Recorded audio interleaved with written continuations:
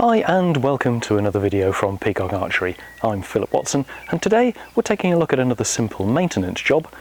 We're going to clean our pressure button. So a quick walk around the equipment that we've got.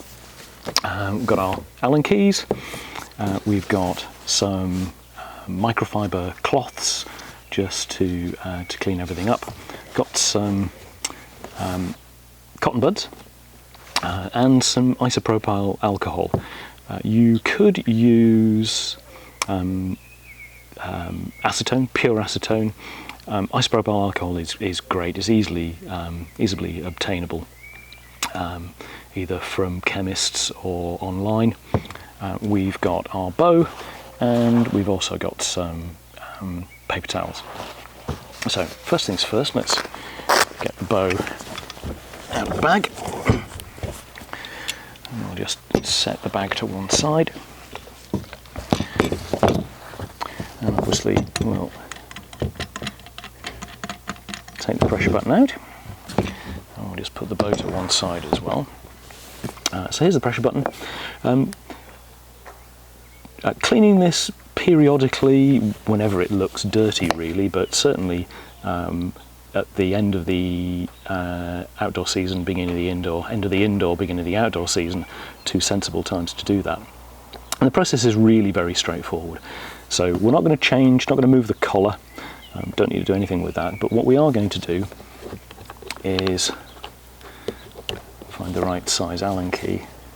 We're going to remove the top cap, set that aside, and we're going to drop out the two central components, which is the plunger button part itself and the spring. Worth noting that the spring is conical in shape, so it's wider at the bottom than it is at the top. There's a very good reason for that. And it'll only go, well, it'll go into the pressure button two ways round, but there's only one proper way for it to go. And the narrow end goes up against the stem of the plunger part, and the wide end actually sits against a little washer that's inside the cap. So it's important to make sure that you don't dislodge that little washer that's in there. So I'll put that one to one side, and this is the bit that generally gets full of gunk. So what we're going to do, child friendly cap of course, we'll take the cap off and we'll dunk a cotton bud in some isopropyl alcohol, and all we're going to do is simply run that through the inside of the barrel of the pressure button from both sides. And we're busy cleaning the gunk off. This one's not too bad actually. And we'll go through with the dry side, flip it over, do the same. We can also clean the threads, make sure those are in reasonable nick. Grab ourselves a microfiber cloth, just wipe those down. Obviously you want to do this in a well ventilated area, you don't want to do this kind of thing in an enclosed space. So we'll clean off the body of the pressure button as well, make sure that's nice and clean. Dry that off. You don't want to use anything like WD-40 on this because it will leave a residue, but isopropyl alcohol thankfully evaporates, leaves everything nice and clean. So let's just move those other cotton buds out of the way because we don't need those. If you do happen to spill a load, then you can mop it up with some kitchen paper, but you want to use lint-free cloths. These microfiber cloths are pretty good.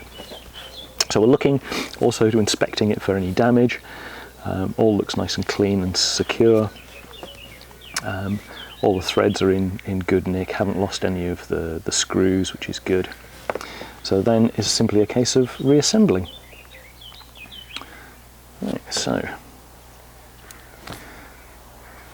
button goes in, Then the spring, remembering to put it in the right way around, so small end of the cone goes in next, then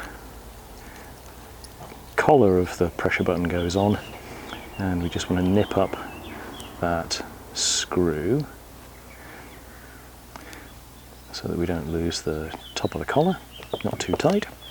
And what we're left with, it should be completely smooth and noiseless. Shouldn't be any grittiness, any clunking.